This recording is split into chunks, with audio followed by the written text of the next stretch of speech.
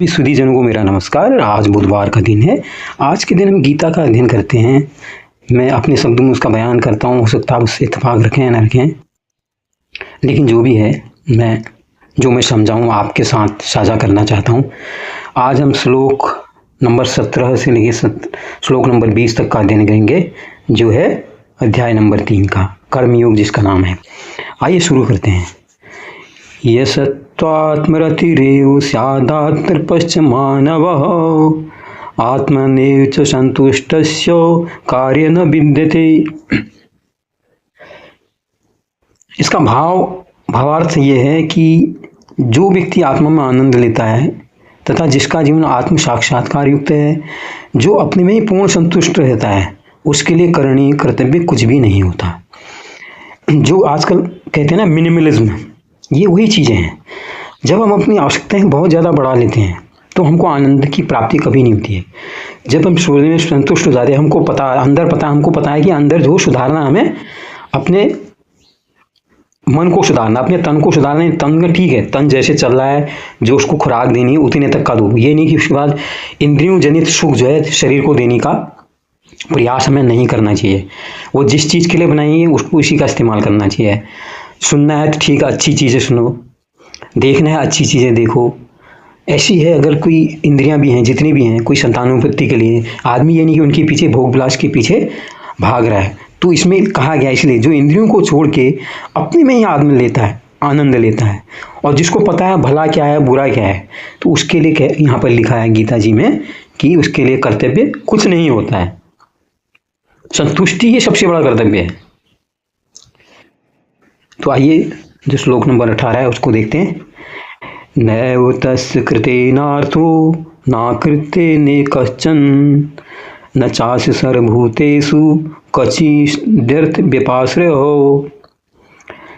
इसका भावार्थ है कि स्वरूप सिद्ध व्यक्ति के लिए न तो अपने नियत कर्मों को करने की आवश्यकता रह जाती है, न ऐसा कर्म न करने का कोई कारण ही रहता है। उसे किसी अन्य जीव पर निर्भर रहने की आवश्यकता ही नहीं रह जाती है। तो यहाँ पर क्या है, यहाँ पर आप सारे कर्म भगवान को समर्पित कर रहे हो, भगवान को कर रहे हो, तो आपके लिए फिर कुछ कहने की जरूरत नहीं रहती है, क्योंकि आप जो भी कर रहे हो भगवान को भाव में रख के कर रहे हो। आप देख रहे हो भगवान को भाव में रख के देख रहे हो, आप सुन रहे हो भगवान को भाव में रख के सुन रहे हो। आपके मन में जो एक वो आ रहा है, आपने लगा दिया है आगे से अपने कर्म का, मतलब भगवान भावनामृत हो के जो कर्म है वो आप कर रहे हो। इससे क्या है, आप कर्म भी कर रहे हो और कर्म की प्रति आपकी आसक्ति भी नहीं है। और जब आसक्ति भी नहीं है, जिसको आसक्ति होगी तरह तरह के साधनों की ओर देखेगा। कहीं दूसरी अल्लाह यार मुझे कर्जा दे दे, मुझे लोन दे दे, फिर आदमी कर्जा लेगा, लोन देगा, तरह तरह के प्रयास करेगा अपनी इन चीज़ों को पूरा करने के लिए। लेकिन जो भगवान पर आधारित कर्म कर रहा है, वो कहता है यार भगवान के लिए कर्म कर रहा हूँ, जब अपने लिए नहीं कर रहा है, तो उसके बाद वो कर्म भी कर रहा है और कर्मों से बधा हुआ भी नहीं। आप देखिए कितने मजे की बात है। फिर उसको दुनिया के जितने कुछ चक्र करने पड़ते हैं वो भी करने की जरूरत नहीं पड़ेगी। आइए श्लोक नंबर 19। तस्मादसक्त सततं कार्य कर्म समाचर अशक्यो याचरन् कर्म परमाप्नोति पुरुषो। इसका भावार्थ है कि कर्म फल में आसक्त हुए बिना मनुष्य को अपना कर्तव्य समझकर निरंतर कर्म करते रहना चाहिए, क्योंकि अनासक्त होकर कर्म करने में उसे परम ब्रह्म की प्राप्ति होती है। हम जितने भी काम करते हैं, क्या करते हैं, उसके पीछे हमारी कुछ अपेक्षा रहती है। मैं ये करूँगा तो मुझे ये मिलेगा। जो भी कर्म आप देखिए, आप स्कूल में बच्चों को भेजते हो, क्यों भेजते हो? बच्चा जाएगा स्कूल में, पढ़ेगा, बड़े होके बड़ा अफसर बनेगा, ये करेगा वो करेगा। हाँ, आप सुंदर बन के जाते हो, अरे यार कितने लोग अटेंशन देखेंगे, सब लोग मुझे देंगे, यार कितना सुंदर देख रहा है। आप पैसा कमाते हो, आपको लगता है यार लोग देंगे, यार कितना धनी आदमी है, इसका गाड़ी है, ऐसो आराम है। ये सारी चीज़ें ही तो देखेगा। तो जब आसक्ति नहीं है, वो कह रहे हैं जब भाव ही नहीं है, आप जो भी कर्म कर रहे हो उसके पीछे तो प्रभु है, आपको मतलब ही नहीं है, आप सिर्फ कर्म कर रहे हो। कर्म भी किसको प्रेरित हुए, क्या कर रहे हो? प्रभु के प्रेरित। यार मुझे प्रभु के लिए करना है। जब वहाँ पर प्रभु सामने होंगे, फिर आप अपनी जो इंद्रिय जनक जो सुख है ना, उनके पीछे फिर आप भागोगे थोड़ी। बस आप अनासक्त होकर फिर कर्म करोगे।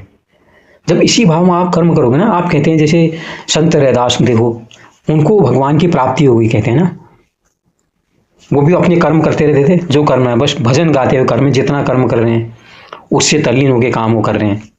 ऐसे ही संत कबीरदास जी हैं, वो तो जुलाहे थे कहते हैं, उनको सिद्धि प्राप्ति हुई, उनको तो उन्हीं लोगों को तो ब्रह्म की प्राप्ति हुई है। हम लोग यहाँ पर जाति विवेक समझते हैं, नहीं, देखो अपने कर्म में रह के हमने काम किया, दुनिया को उन्हें देखा नहीं, लगे रहे, जो काम मिला उसको करते रहे, तो उनको भगवत की प्राप्ति हो गई, उनको ब्रह्म की प्राप्ति हो गई। इसलिए अगर आपके काम में आसक्ति नहीं है, बगैर आसक्ति के आप कर्म कर रहे हो, प्रभु के प्रति समर्पित होकर कर्म कर रहे हो, तो फिर आप कोई भी काम गलत नहीं करोगे और आपको एक अनूठा आनंद आएगा। आप अपने मन में रहोगे। आप देखो जो कुछ रमे हुए जोगी होते हैं, कोई भिक्षा दे दे ठीक है, नहीं दे दे तब भी अपना रमे रहते हैं, उनको भी तो ब्रह्म की प्राप्ति है। हम कहते हैं नहीं यार ये देखो ये कर रहा है, लेकिन वो सब कुछ है। जैसे महात्मा बुद्ध भी जब कहते हैं लौट के आए, तो उनके पिता ने कहा क्या ये अब तुझे भिक्षा मांगनी पड़ी, तू राजा था, ये था वो था, तो उन्होंने कहा वो जो आपका बेटा था वो तो कब का चला गया, ये तो कुछ और ही रूप है, आप मुझे कहाँ समझ पाओगे। तो यही चीजें हैं। आज का अंतिम श्लोक है, कर्मणे भी संसिधि मां स्थिता जनकादयः लोक संग्रमे वापि संपश्यन कर्तुमर्हसि। इसका भावार्थ यहाँ पर लिखा गया है कि जनक जैसे राजाओं ने केवल नियत कर्मों को करने में सिद्धि प्राप्त की, अतः सामान्य जनों को शिक्षित करने की दृष्टि से तुम्हें कर्म करना चाहिए।